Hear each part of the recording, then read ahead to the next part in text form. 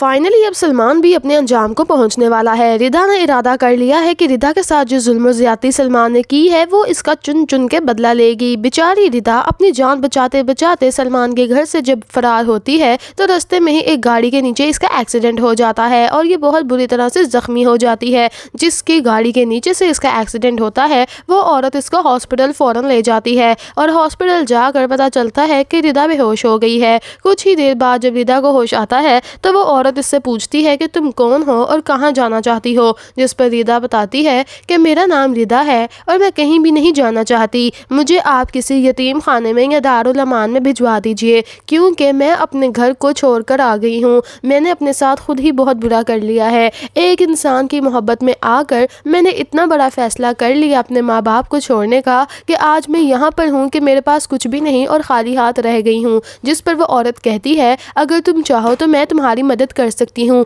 ردا کہتی ہے کہ آپ میری کیا ہی مدد کر سکتی ہیں؟ تو وہ کہتی ہے جو لڑکا تمہیں فرار کر کے گھر سے لے کر آیا ہے تم اس کے خلاف FIR درج کروا دو نا تاکہ وہ پولیس اسٹیشن میں اریسٹ ہو جائے اور آئندہ کے بعد کبھی بھی کسی لڑکی کے ساتھ اس طرح کی حرکت نہ کرے۔ جس پر ردا سوچ میں پڑ جاتی ہے اور کہتی ہے کہ آپ میری مدد کریں گی تو میں ایسا کیوں نہیں کروں گی۔ پھر ردا اس کے ساتھ پولیس اسٹیشن چلی جاتی ہے اور وہاں پر سلمان کے خلاف FIR درج کروا دیتی ہے۔ سلمان کی پکچرز، سلمان کا موبائل نمبر، اس کا ایڈریس اور اس کے دوست کی بھی ساری انفارمیشن ردا کے موبائل میں ہوتی ہے اور وہ سب کچھ پولیس والوں کو دے دیتی ہے۔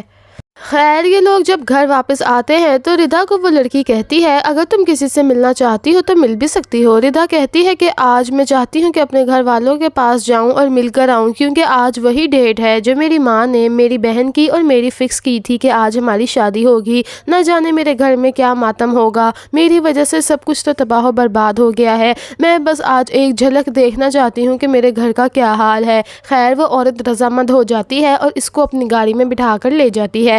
ردا جب وہاں پر پہنچتی ہے رات کے اندھیرے میں تو دیکھتی ہے دوسری طرف سارا اور مزمل کی رخصتی ہو رہی ہوتی ہے اور یہ دونوں بہت ہی زیادہ خوش ہوتے ہیں، لیکن ردا بالکل بھی خوش نہیں ہوتی۔ ردا بیچاری چھپ چھپ کر دیکھتی ہے اور جب وہ دیکھتی ہے کہ کوئی اس کو دیکھ نہ لے تو اپنے منہ پر دوپٹہ ڈال لیتی ہے تاکہ اس کی کوئی شناخت نہ کر لے۔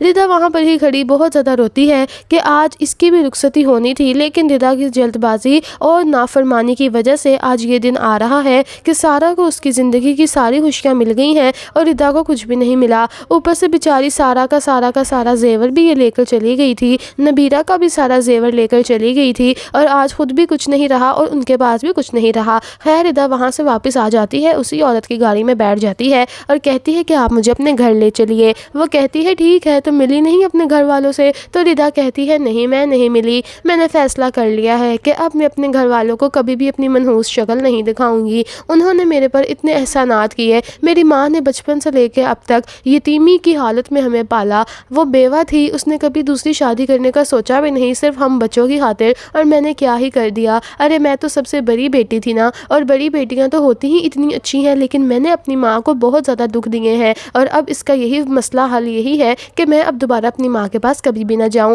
خیر دوسری طرف جب سارا اور مزمل کی شادی ہو جاتی ہے تو یہ گھر والے بھی بہت پرسکون ہو جاتے ہیں۔ نبیرہ کہتی ہے اپنی ساس کو کہ فاخرہ خالہ اب کبھی بھی آپ ردا کی بات نہیں کریں گی اور نہ ہی ردا کا نام لے لے کر روئیں گی۔ ردا آپی کا اب ہماری خوشیوں کے ساتھ کوئی تعلق نہیں ہے، جب وہ ہمارے غم میں ساتھ نہیں تھی نا تو اب ہمارا اچھا وقت بھی یہ دیکھنے کے قابل نہیں بچی۔ جس پر فاخرہ بھی کہتی ہے کہ ردا کا تو میں نماز جنازہ اسی دن ادا کر بیٹھی تھی جب یہ میرے منہ پر کالک مل کے رات کے اندھیرے میں بھاگ گئی تھی، اور اب ردا کا نام کوئی بھی نہیں لے گا، سمجھو وہ مر چکی ہے اور مرے ہوئے لوگوں کا ہماری زندگی میں کوئی بھی عمل دخل نہیں ہے۔ شہیر بھی بہت خوش ہوتا ہے اپنی ماں کی اس بات پر کہ شکر ہے اب فاخرہ کو بھی عقل آئی اور اب فاخرہ نے بھی ردا کو قبول کر لیا ہے کہ وہ ہماری زندگی کا حصہ رہی ہی نہیں ہے۔ خیر دوسری طرف اب وفا کا بھی صفایا ہونے والا ہے۔ وفا آج کل بہت ہی زیادہ اوور ہو رہی ہے اور اس کو یہ لگتا ہے کہ باسط کیوں پا لے گی۔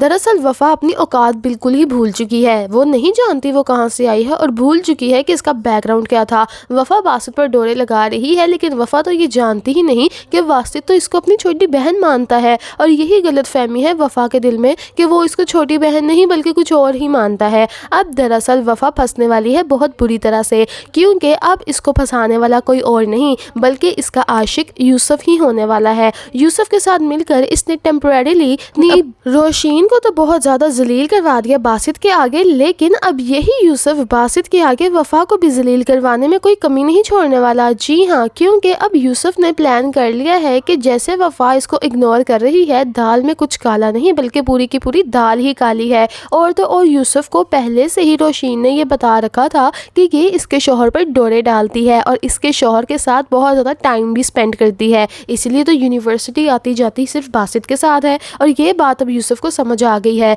यूसुफ अपने एक दोस्त से बात करता है और कहता है यार बताओ अब मैं वफा का क्या करूं। वफा ने तो मुझे कह दिया है कि मैं दुबई चला जाऊं और पैसे कमा कर आऊं 6 महीने तक, और अब वो मुझे मिलने भी नहीं आ रही। जिस पर यूसुफ का दोस्त इससे भी ज़्यादा करप्ट किस्म का इंसान है और वह बड़ा ही चालाक है। वो कहता है यूसुफ तुम तो पागल हो, ये लड़की तुम्हें कोई चूना लगाने का सोच रही है, वरना देखो ना अगर तुमसे इतनी ही मोहब्बत करती है तो फिर छुपती क्यों है, इसको कौन सा डर पड़ा है। अगर ये चाहे तो आज ही तुम दोनों का निकाह हो सकता है, लेकिन नहीं, वफा तो तुम्हें हर किसी से छुप के रहने को कहती है और ये कहती है कि बासित के आगे नहीं आना, और ऊपर से तुम्हें ये भी कहती है कि तुम 6 महीने के लिए दुबई चले जाओ पैसे कमाने के लिए। यूसुफ बेटा तुम फंसने लगे हो। जिस पे यूसुफ को ये बात समझ आ जाती है। यूसुफ अपने दोस्त को कहता है कि वफा ने जितना खेलना था खेल लिया, अब मेरी बारी है। मैं सुबह ही जाऊंगा और बासित को सब कुछ बता दूंगा कि वफा मेरे साथ क्या कर रही है। दरअसल यूसुफ कहता है कि अब मैं दुबई नहीं जाऊंगा, तुम मेरे बॉस को बता देना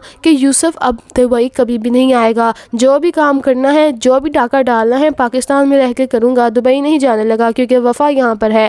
खैर अब यूसुफ नेक्स्ट डे चला जाता है बासित के घर में और वहाँ जाकर बहुत शोर मचाता है और बासित को बुलाता है। बासित वहाँ पर आता है तो कहता है कि तुम्हारी हिम्मत कैसे हुई यहाँ पर आने की, तुम तो वही हो ना जिसको रोशीन ने 2 लाख रुपया कैश दिया था कि तुम वफा को जलील करवा दो।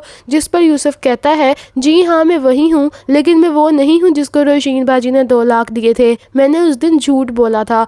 बासित कहता है क्या बात कर रहे हो। तो यूसुफ फिर बता देता है सारी हकीकत कि उस दिन मुझे रोशीन ने नहीं बल्कि वफा ने बुलाया था और रोशीन ने जलील करने को नहीं कहा था बल्कि वफा ने कहा था कि रोशीन को जलील करवाना है बासित के आगे, क्योंकि वो ये नहीं चाहती कि रोशीन इस घर में टिके ज़्यादा देर तक।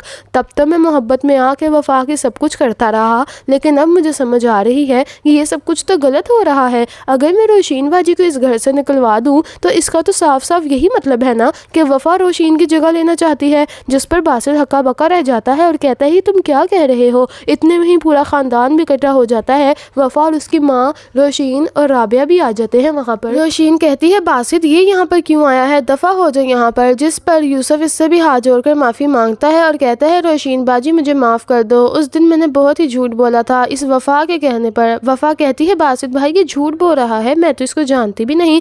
जिस पर यूसुफ कहता है बकवास बंद करो, खबरदार जो तुमने मेरे साथ झूठ बोलने की कोशिश की, उस दिन तो तुमने मुझे ड्रामा करने को कहा था और आज फुल ड्रामे कर रही हो। इतने में ही यूसुफ अपनी गन निकाल लेता है और गन पॉइंट पर भी बनवाता है वफा को कि बोलो क्या बात है। फिर वफा चुप तो कर जाती है लेकिन कुछ बोलती नहीं क्योंकि वो तो बासित से मोहब्बत करती है। लेकिन वफा की माँ बहुत ज़्यादा डर जाती है और घबरा कर बोल देती है सब कुछ कि हाँ बासित बेटा ये बिल्कुल ठीक कह रहा है, ये हमारे पुराने मोहल्ले में रहता था और ये बहुत ही अच्छा बच्चा है, अब तो तुम अपनी पिस्तौल नीचे कर दो ना। जिस पर वफा बहुत ज़्यादा घबरा जाती है, लेकिन रोशीन खुश हो जाती है कि चलो शुक्र है जो काम रोशीन नहीं कर पाई वो यूसुफ ने कर दिया है। और फिर बासित इन दोनों माँ बेटियों को यूसुफ समेत घर से निकाल देगा। दोस्तों दरअसल ये ड्रामा बहुत तेज़ी से इख्तिताम की तरफ जा रहा है, आने वाली बस चंद ही एपिसोड्स रह गई हैं और ये ड्रामा इसी हफ्ते में ख़त्म भी कर देना चाहिए। और अब नेक्स्ट एपिसोड्स में मज़ीद क्या क्या होने वाला है जानना चाहते हैं तो हमारे चैनल को सब्सक्राइब कर लीजिएगा, वरना तो आप गुम हो जाएंगे, फिर कहाँ ढूंढते फिरेंगे हमारे चैनल को। अल्लाह हाफिज़।